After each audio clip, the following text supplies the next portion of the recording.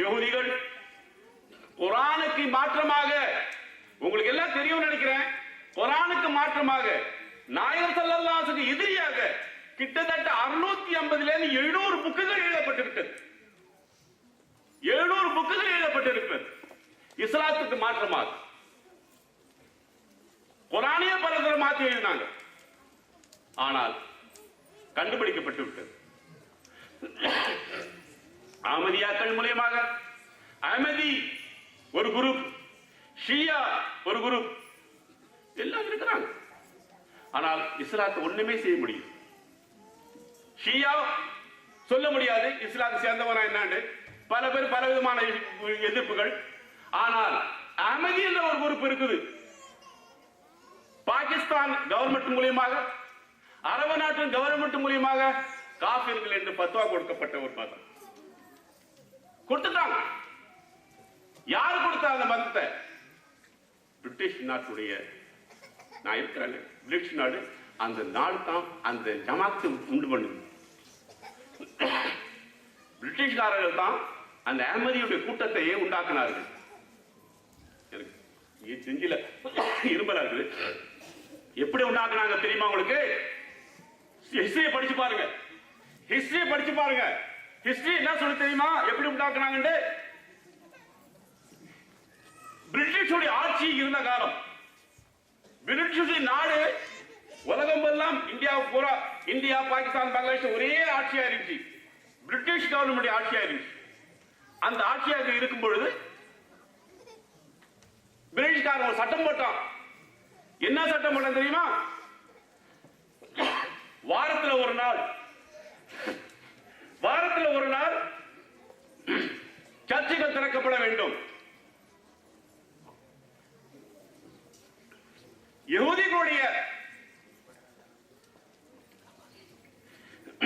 யகூதிகளுடைய சினைகால் வாரத்தில் ஒரு நாள் திறக்கப்பட வேண்டும். சீக்கியர்களுடைய குருத்வாரா வாரத்தில் ஒரு நாள் திறக்கப்பட வேண்டும். மற்றதெல்லாம் மூடி இருக்கும். கிறிஸ்துவ சர்ச்சைகள் மட்டும் எப்ப திறந்து இருக்கலாம். ஏன்னா அவருடைய ஆட்சி.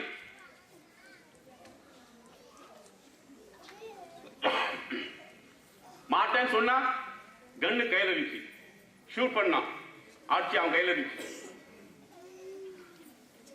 யாரையும் ஒன்றும் சொல்ல முடியும். எல்லா தலைவருக்கும், சீக்கியர்கள் தலைவருக்கு வந்தாங்க, மற்ற ஜாதிகள்லாம் வந்தாங்க. எல்லாருக்கும் சொன்னாங்க, நீ தொடரக்கூடாது, பள்ளியால் தொடரக்கூடாது, பள்ளியால் தொடரக்கூடாது, குருவார தொடரக்கூடாது. எல்லாம் போயிட்டாங்க.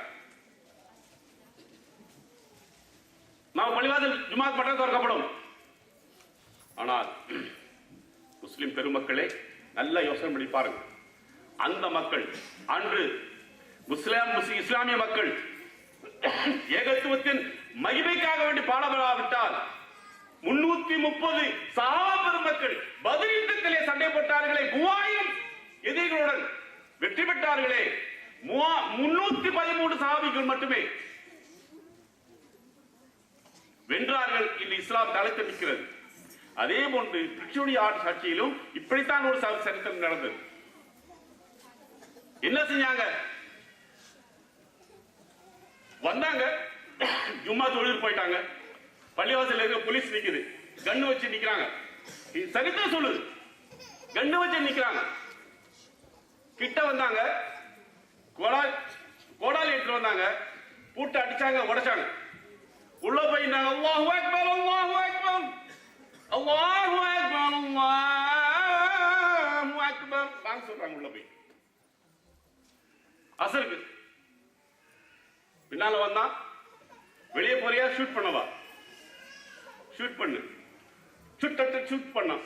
இன்னா லில்லாஹி வ இன்னா இலைஹி ராஜிஊன். ஒரே பள்ளி வாசல்ல பல பள்ளி வாசல்கள், பாம்பே நகரம், டெல்லி நகரம், பல பள்ளி வாசல்கள்லையும் அறிவிப்புகள் போய்விட்டது, தொழுதே ஆக வேண்டும். மடியிறாங்க அப்படியே.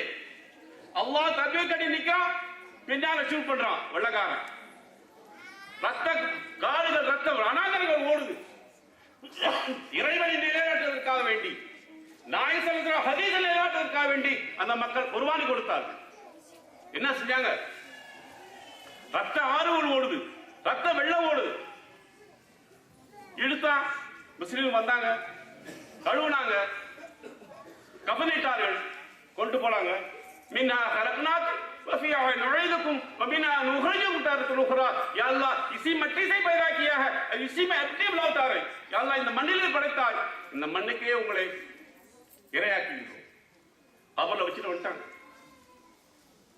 பள்ளிவாசல் தண்ணி ஊற்றி கழுவுனாங்க. வெள்ளக்கார வந்தா பூட்டை போட்டான், மதுரை மூடிட்டான். முஸ்லீம்கள் அப்புறம் 50 முஸ்லீம்கள் வராங்க, மறுபடியும் பூட்டை உடைக்கிறாங்க. உள்ள போறாங்க. அல்லாஹு அக்பர், அல்லாஹு அக்பர், தக்பீர் சத்தம், அசான் சத்தம், பாங்கு சத்தம் நடக்குது, வேகமா நடக்குது. மறுபடியும் பட பட பட பட பின்னால தக்பீர் அடிக்கிற, அல்லாஹு அக்பர் கட்டி நிக்கிறாங்க. பின்னால் சட்டத்தை சுடுறான். அப்படியே முஸ்லிம்கள் மடிகிறாங்க. அப்படியே கீழே துளுத்தோடு கீழே விழுறாங்க, குண்டடிப்பட்டு. எங்கே சில பேர்கள் வந்தாங்க, ஒருத்தரா பிடிச்சு பிடிச்சு கூட வச்சாங்க, கழுவுனாங்க, சுத்தம் பண்ணாங்க, அடக்கம் பண்ணிட்டாங்க. எவ்வளவு நாள் நடக்குது? ஒரு வார காலமாக. ஒரு செக்ஷன் சொல்லு 10 நாள், இன்னொரு செக்ஷன் 3 நாள். எப்படியோ நடந்து ரத்த வெள்ளம். பாம்பே நகரமே இந்தியாவிலே ரத்த வெள்ளம் ஓடுது. லண்டன் நகரிலிருந்து பெரிய பெரிய தலைவரை போனாங்க, பாம்பேக்கு போயிட்டான். அங்க உள்ள தலைவர்கள் கூப்பிட்டாங்க. முஸ்லீம் லீடர் வந்து உட்கார்ந்துக்கிறாங்க, சீக்கிய லீடர்ல வந்து உட்கார்ந்துக்கிறாங்க. பேசலாம், வந்து என்ன பேசலாம்? எங்களுடைய ஆட்சி, நான் சொல்லத்தான் நீ கேட்கணும். எங்களுடைய ஆட்சியில நான் சொல்லத்தான் நீ கேட்கணும். முஸ்லீம்கள் சொன்னாங்க, நீ சொல்ற எந்த சொன்னாலும் நான் கேட்பேன். மண்ணை விட்டு சொல்றியா, கக்கூஸ் கழுவு சொல்றியா, ரோடு போட சொல்றியா, நீ எப்படிப்பட்ட வேலை கொடுத்தாலும் நாங்கள் மறுக்க மாட்டோம், செய்வோம். ஏன்னா உன்னுடைய ஆட்சி, செய்வோம், மறுக்க மாட்டோம்.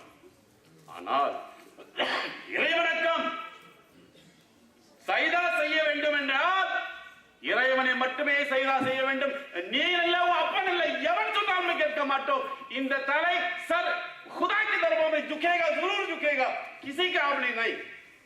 இந்த தலையாக வணங்க வேண்டும் என்றால் இறைவன் செல்லத்தில் வணங்க வேண்டும். உனக்கு நாங்கள் வணங்க மாட்டோம், உனக்கு நாங்கள் வணங்க மாட்டோம்.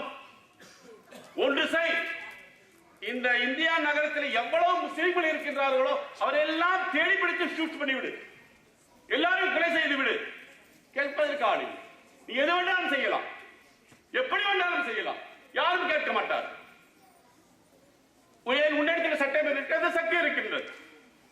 ஆனால் என் இறைவன் பார்த்துக் கொண்டிருக்கிறார். அப்போது வெள்ளக்கார தலைவர் சொல்றார்கள், அப்போ நீ கேட்க மாட்டீர்களா? கேட்கவே மாட்டோம். பள்ளிவாசல் திறக்கப்படும், அங்கே பாங்கு சொல்லப்படும், அங்கே 5 வார தொழுகை நடக்கப்படும், நடத்துவோம். எங்களும் உயிர் உள்ள வரை. என்ன செய்வாங்க? வெள்ளக்காரர்கள் எவ்வளவோ போரிட்டு பார்த்தாங்க, கட்டுப்பாடு முடியல, விட்டுட்டாங்க. விட்டு என்ன சொன்னா, எல்லாரும் காசு கொடுத்தான், விட்டுருங்கப்பா, பள்ளியை திறந்து விட்டுருங்க. பாத்தீங்களா எவ்வளவு குர்பானி கொடுத்து, எவ்வளவு ரத்த வெள்ள சிந்தி, எவ்வளவு கஷ்டப்பட்ட பிறகு அவனோட வாயை வந்துச்சு, விட்டுருங்க, விட இவன் நம்ம கட்டுப்படுத்த முடியாது. இந்த விஷயத்துல, மத விஷயத்திலே முஸ்லிம்கள் கட்டுப்படுத்த முடியாது என்று சொல்லி வெள்ளக்காரன் விட்டு கொடுத்து விட்டான். கடைசியாக ஒரு விஷயத்தை சொல்ல ஆசைப்படுறேன். என்ன சொல்றாங்க கடைசியா தெரியுமா? இந்த கூட்டத்தை உடைக்க வேண்டும் என்றால் இவர்களுக்குள்ளவே ஒரு பிளவை ஏற்படுத்து, இவர்களுக்குள்ளவே அடித்துக் கொண்டு சாகுற மாதிரி ஒரு பிளவை உண்டாக்கு.